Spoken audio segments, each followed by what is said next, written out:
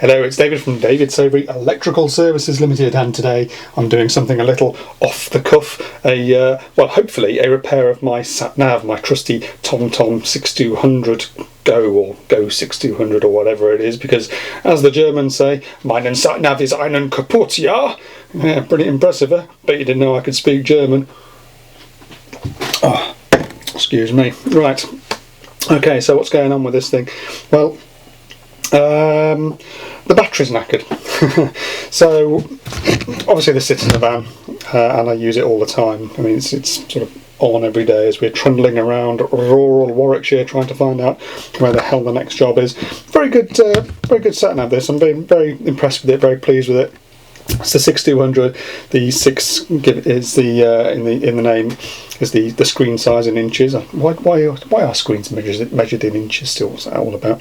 The 5200 would be the 5-inch version of this thing. So I splashed out at the time for the bigger screen version. It is a touchscreen. It does have traffic on it, although it has to get that by connecting to my phone via Bluetooth, which is a bit of a faff. I do wish at the time I'd perhaps spent the extra ton or so on the one that's got the built-in SIM card that can get its traffic updates without having to talk to my phone, because Bluetooth is a pain in the balls, and sometimes it works and sometimes it doesn't, and usually on the days that it doesn't, that's the day when you actually need it, because you've got to go further afield and you're faffing around trying to get the thing to pair or to speak to it, or anyway. The problem I've got with this at the moment is that if I unplug the lead here, like if I've just turned off the ignition on the van or something, it immediately says battery's empty, and then it dies on its arse, and next time I turn the ignition on, it's got to do a full reboot again, reconnect to the phone again, and remember where the hell it is. So I'm hoping that this thing is going to get me out of trouble. Got this off Amazon for a tenner. It's a 3.7 volts 1100 milliamp hour battery, and the seller did say that it's compatible with the 6200 model, at least I think they said that. So it's going to be interesting to see whether that's the case or not.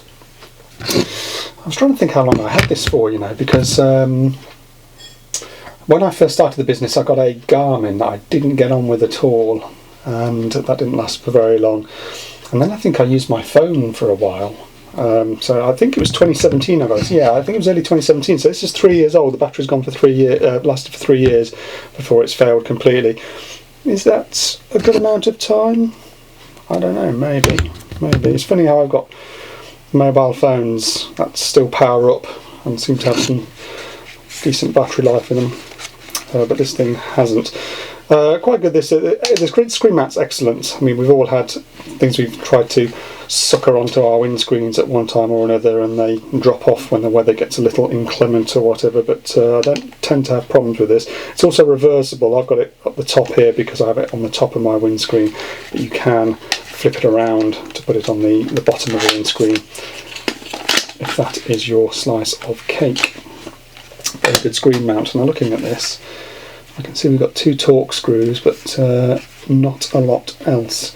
So I'm rather hoping I can actually get into it, and that I'm not going to break it by doing this. If I do bust it, I think I probably would spend the money on the flashier version rather than trying to go back to using Bluetooth again. Another thing this does via Bluetooth, by the way, is it's got hands-free built-in, hands-free audio, so you're supposed to be able to take phone calls on it.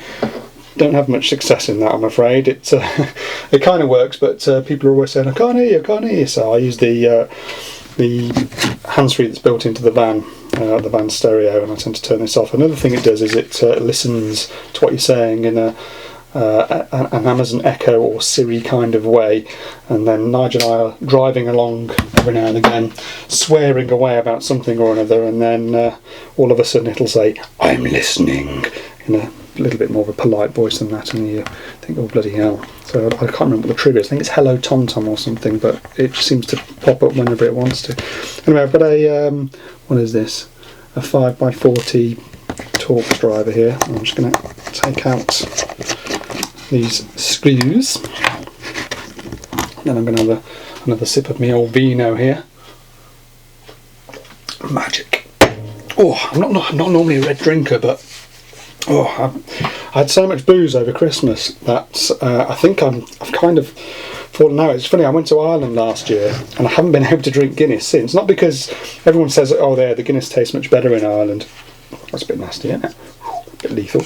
Everyone says the Guinness, oh, it tastes better in Ireland, you won't want to drink it when you come back. I don't want to drink it when I came back because I had so much of the fucking stuff there, I just can't face it anymore. It's ruined it for me.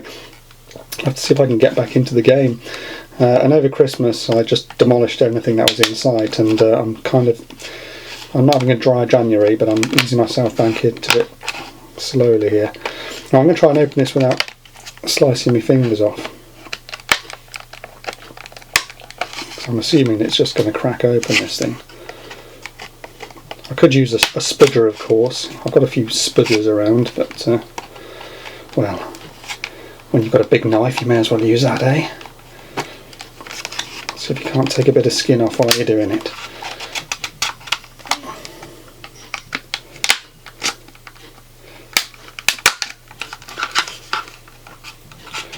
Come on, give it up.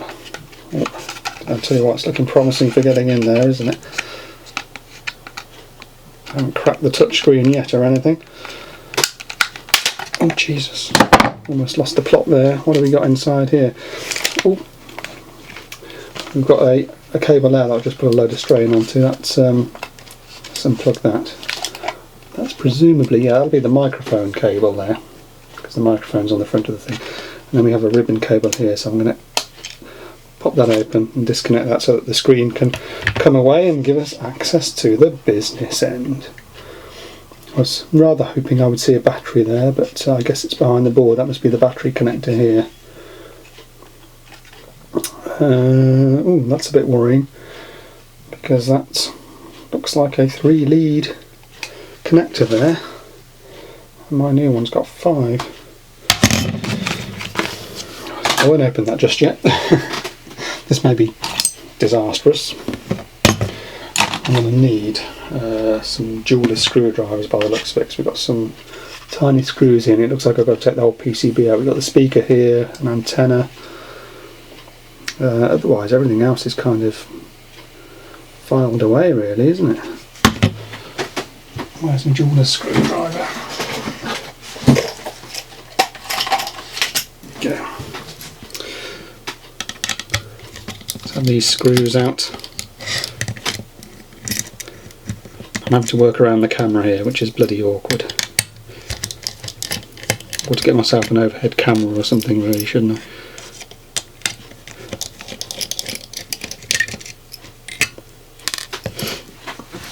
Isn't it amazing, sat-nav technology? And can you remember the days before it?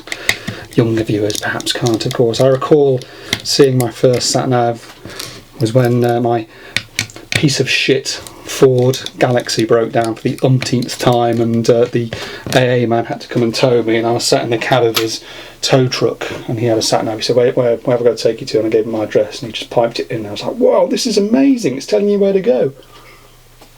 That must have been early 2000s, because I did a contract in 2002 covering all corners of the UK, went all around the country, and I didn't have a sat-nav then, and I had to do the thing where you buy a big map book, which is enough for you to work out how to get sort of to the area you want to get to, and then you stop off at a petrol station and you get there and you buy an A to Z, and then you have to look up the sort of the street you want to get to from the A to Z. It's a bit old school, isn't it? You wouldn't want to drive like that these days, not when you can have it all on tap. I mean, I can... Oh, I see they're clipped in there. I've got it. There we go. Probably should have disconnected the speaker, but it's coming off anyway.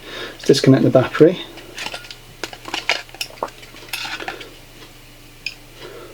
And there she blows. 3.7 volt, 1100 milliamp hour. So the right battery I bought. Is that the same size? I don't know. It might be a little bigger, you know. But that's only got 3 leads on it, and that's got 5. Although 2 are black and 2 are red. So I'm guessing that I could probably join them together.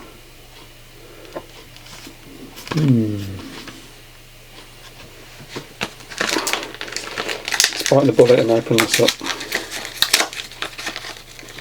While I do that, you may enjoy the retro look of my first sat-nav. This is my 2005 sat-nav. Isn't that sweet? Little Garmin thing. Is it Garmin? Yeah, it is. Doesn't work these days, of course. It'll still power on if I put batteries in. It takes 2 AA batteries, by the way, in the side there. Mad, isn't it? And it's got a little 256k, I think, micro SD card in there, or mini SD or something, which presumably has the map data on it. Of course, it's been many years since the last update was released for that thing, and I don't think, even if it knows the time and date, I don't think it can find the satellites anymore anyway. And there's your card, look. 256 meg. But that was a nice little unit. I got on well with that. It lasted me a good few years, from 2005 until the sort of well, until I started the business actually, and then it was on its last legs when I got my first van, and then I had to splash out and get something better. So I presume that just sort of eases out there. Lovely. And they are the same size. So apart from the fact that it's got a different connector on it, it's the right physical size and the right capacity and the right voltage. I'm going to have to, I don't know why I'm sure they said that this was compatible with what I've got here, but obviously it's not out of the box. As I say, I'm presuming you've only got a positive and negative output here, and that the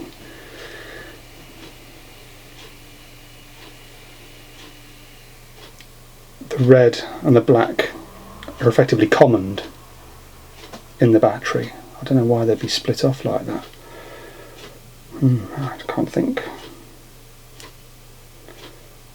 I don't know. What I'm going to do is I'd love to turn the camera off while I do this because it'll take a little while. I'm going to have to chop off this connector, join the 2 reds, join the 2 blacks, and then join them onto this connector here so that I can physically fit the thing. Unless I want to try soldering it directly to the board now. I won't do that. I'm not going to get the soldering iron on the board. It's a fucking make or break, isn't it? I mean, it's either going to work or it isn't. And if it doesn't, well, I'll just have to splash out on a new sat-nav. I'm no worse off than I was before, than the fact I spent 10 quid on this battery. I always worry a little bit about third-party batteries as well, because we've all seen those videos of Chinesium appliances exploding because they've got crappy batteries in there that aren't made to the proper standards, and you never know when you're buying off Amazon or eBay, unless it's a proper brand or proper seller. You're never quite sure whether you're getting something that's actually going to be the real boy or not. I don't know. This is all fairly nicely packaged here, this green cell thing. I'm not familiar with them. Maybe they're perfectly fine. It certainly looks pretty confidence inspiring, because at least the instructions aren't in pure Chinglish. We have a support email address, a support telephone number on there. You know, like I say, it's inspired enough confidence for me to think that it's worth a shot, and I'm probably okay to put it in the van and it's not going to explode when sunlight hits it, or if it's on charge for too long or anything like that. So I'm going to prat about with the soldering iron, getting these connectors swapped over, and then we'll see how disastrously things turn out after that.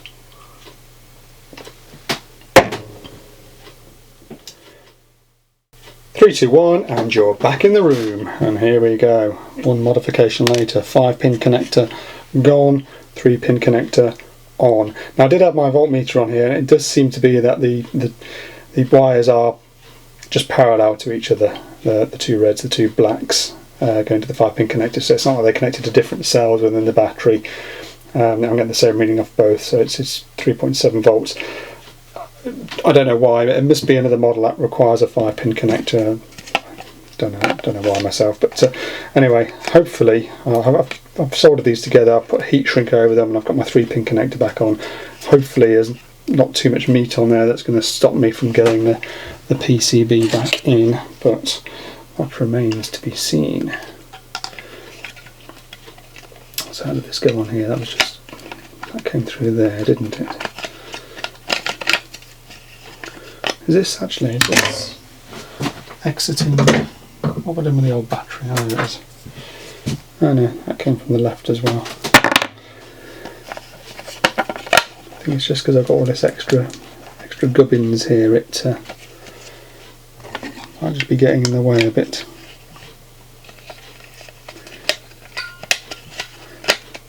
Not the best thing having to modify the battery. Would have been better if I'd have found one that fit the bill out of the box, so to speak. But as I say, I know what model this is, and I thought I'd ordered the right thing. A bit of, there we go. Let's say a bit of arsehole getting that back on there. And then I presume that will only go in one way. It is keyed, isn't it? Oh, I have to come off camera. I can't bloody see. I'm trying to work around this camera.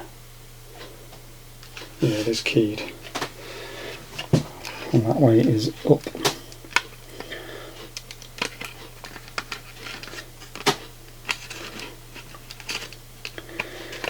Well, it's connected and nothing's exploded so far.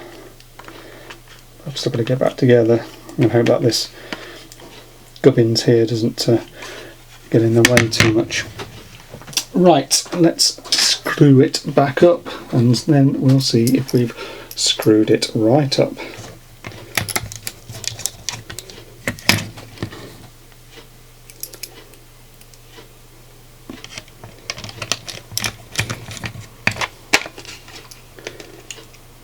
That little antenna was just there, wasn't it?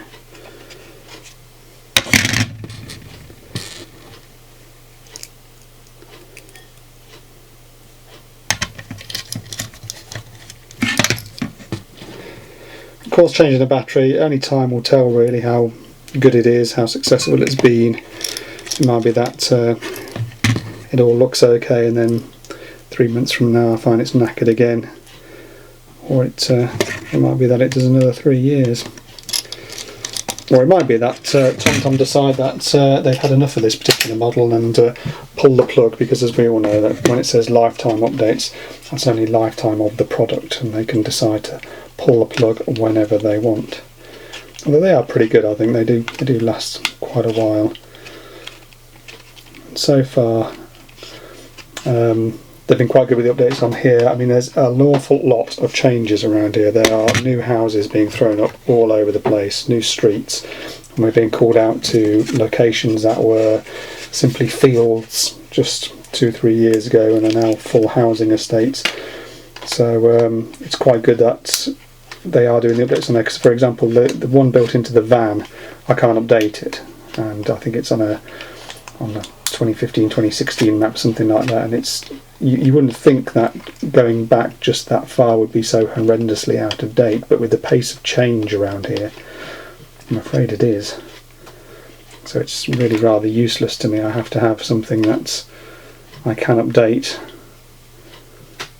in order to find where the hell I'm supposed to be going, because even Google Maps, I find, doesn't keep up as quickly as TomTom does. This thing will show me a location, whereas Google Maps still has it as a muddy field.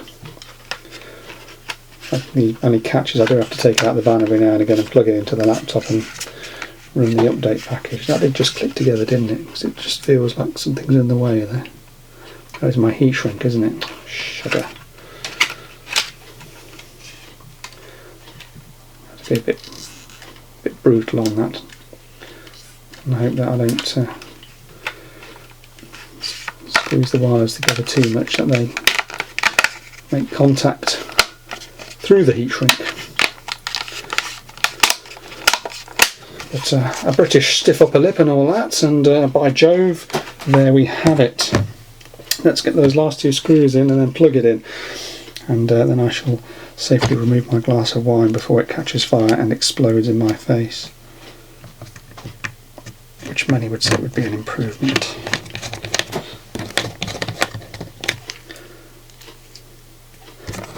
I do a repair cafe every now and again. We have this repair cafe that runs once a month, where people bring in things that we ham-fisted assholes such as myself have a crack at fixing. And you know, a lot of it is just things that require a new plug or a new lead, or the cord grips chewed through the cable or something like that. Simple repairs. Nothing. We're not going to start fault finding on PCBs necessarily. I mean, you saw the PCB in there. There's nothing to look at. There's no discrete components you can really play around with or change.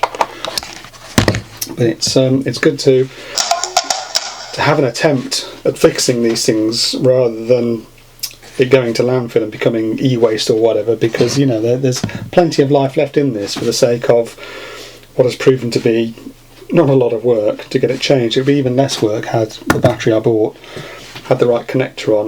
You know, there wouldn't have been much use of specialist tools at all. A Torx screwdriver, something to spudger the bugger open with, and not a lot else really. Maybe a jeweler's screwdriver for the inside there. So it's good to be able to fix these things. I saw this dreadful YouTube video today of some idiot with what he called a USB killer.